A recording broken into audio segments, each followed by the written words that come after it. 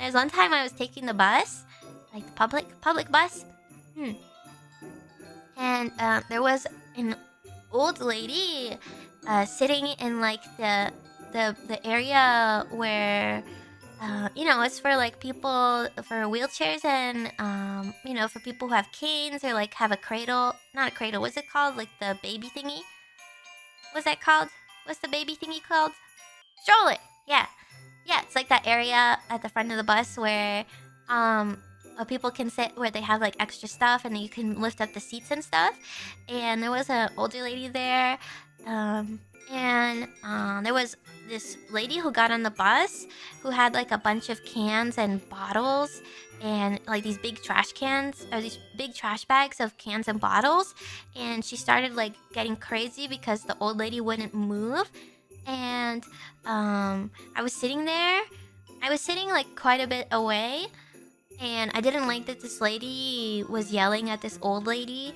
And she was like saying all this really nasty stuff to her. So I went and sat next to the old lady. And then I said to that crazy lady, I said, "You're crazy."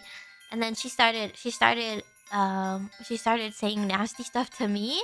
But then I didn't really care because it didn't bother me. And I was just laughing at her because she was like yelling. And yeah, sometimes with like those types of people, like if you just look them in the eye, sometimes they just look away and they get scared.